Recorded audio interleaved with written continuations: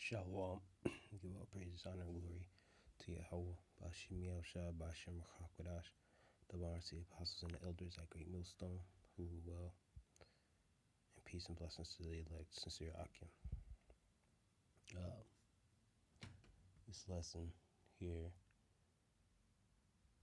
is going to be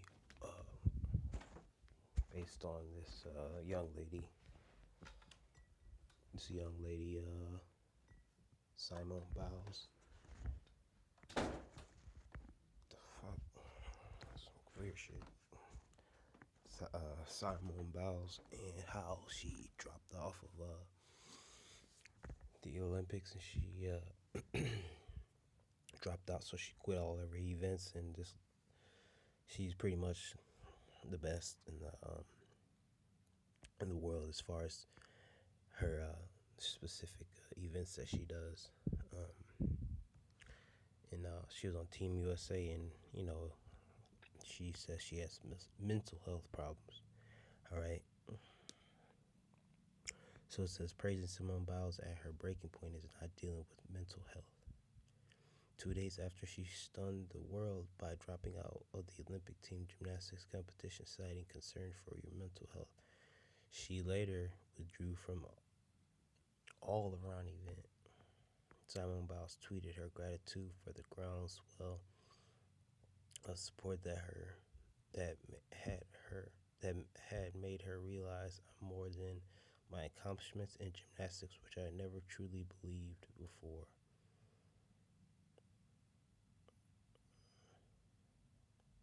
You don't have to look hard to see how Biles' bravery in Tokyo is already being worked neatly into a narrative that strives at once to tell us how exceptional she is and how relatable, a testament to her incredible tenacity and a beacon for a culture that badly needs to change. Even the praise of her decision often sounds like it's saying she earned the right to be depressed. Now, you don't earn the right for nothing, or not to be depressed, man. The thing is, man, there's a lot of factors that go into these different mental health issues and stuff. And let me get the scriptures, because it's every 4 years someone goes to represent Babylon in the Olympics. So you would think somebody will fight tooth and nail no matter what they're going through. But the time we live in it now has got people bugged out. People becoming bug outs, due to different things, lockdowns and stuff like that, being secluded. But my message is like, we can't quit. No matter what we go through, and men have the burden of performance. So we got to show up no matter how we feel in that moment, even though we might be dealing with things. But I don't hold her too much accountable, because she's a young lady. She's a woman. You don't really hold women accountable like that. They don't hold themselves accountable. So she's weak by nature. This is Hebrews 12:6. For whom the Lord loveth, he chasteth, and scourgeth every son whom he receiveth.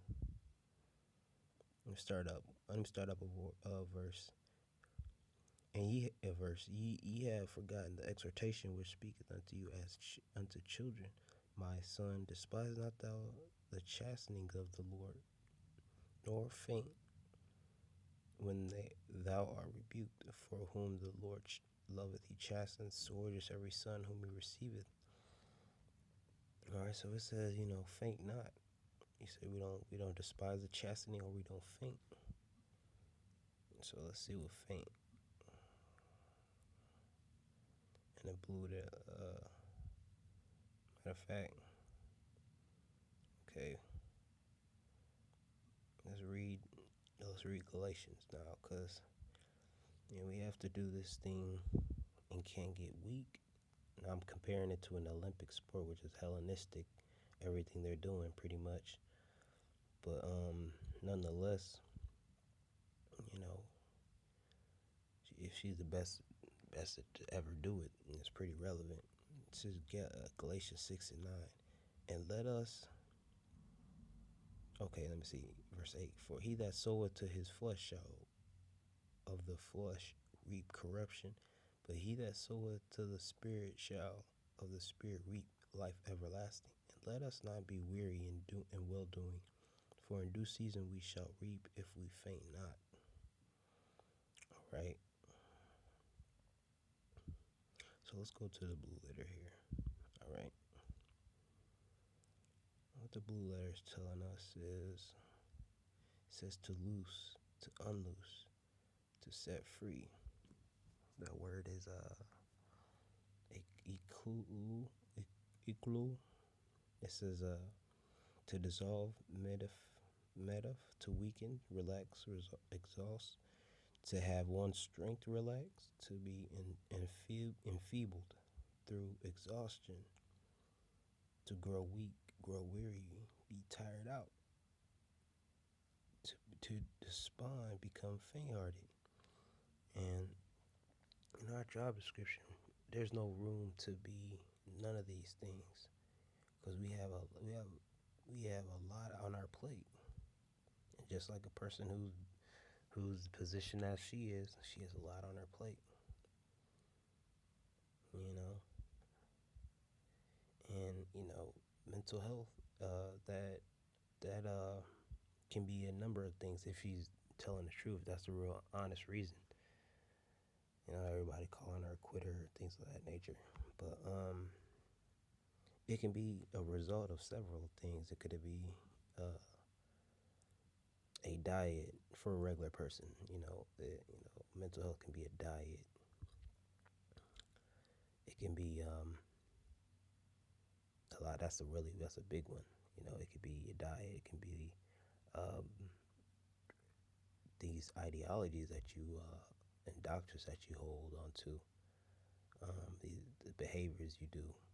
Okay. Um, and another a false balance. You know, how we combat that is praying, fasting if we have to. You know, you know, which we do. All right, reading, Proverbs 16 and 11. A just weight and balance are the lords of all. The heights of the bag are his work. It is an abomination to kings to commit wickedness. Um, let me see. Let me see here. All right.